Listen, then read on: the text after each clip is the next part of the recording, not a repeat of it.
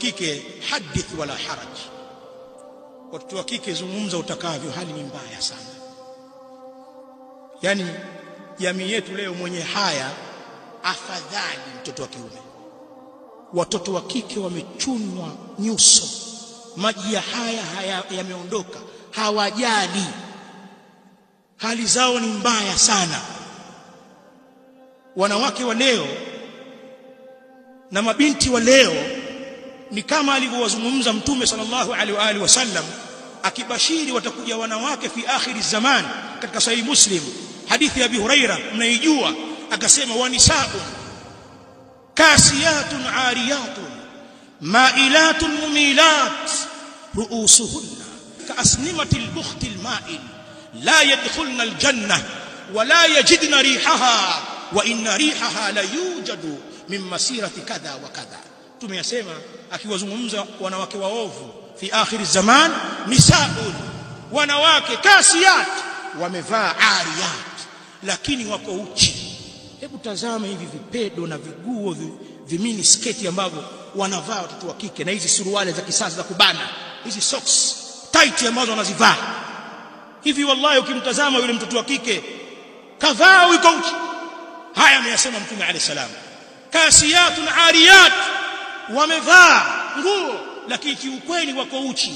Mailat, wamepinda, hawana dini hata kidogo. Mumilat, wanawapindisha wengine, wanawafundisha wengine tabia za kutembea uchi, tabia za ukahaba, tabia za kukosa haya, wanawafundisha wengine. Mumilat ruusuhunna kaasnimatil bukhtil ma'i, vichwa vyao ni kama nundu ya ngamia iliyolala.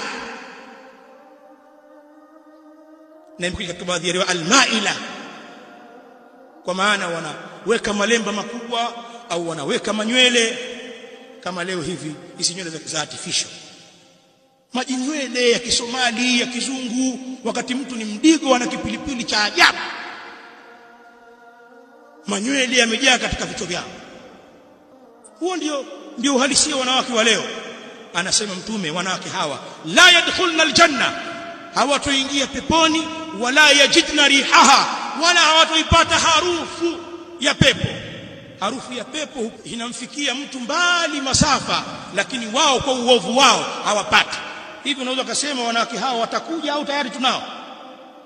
Kwa kule kujirahisisha wanawake na kuwafitini watu, dhambi la uzinifu limekuwa ni la kawaida. Watu wanazini mchana kweupe, hamuogopi mtu. Azina ambayo ni kabira min kabairi dhunub, hakuna dhambi chafu limesemwa vibaya lenye kuvunda kama azina. Wanazini ndugu zetu wazi kwa sababu ya fitna za wanawake. Na wengine kwenye hii Ramadhani vimada vimepumzishwa tu, viko pending, kwamba wewe umeingia mwezi mtukufu, nenda kwenu. Baada ya Ramadhani vimada vyarudi. Wengine masugu na Ramadhani hii wako na vimada vyao sana sana. Mimi siwezi kufunga, sina ndoa bwana. Kwa lugha nyepesi wazini. Ittaqullah, ittaqullah.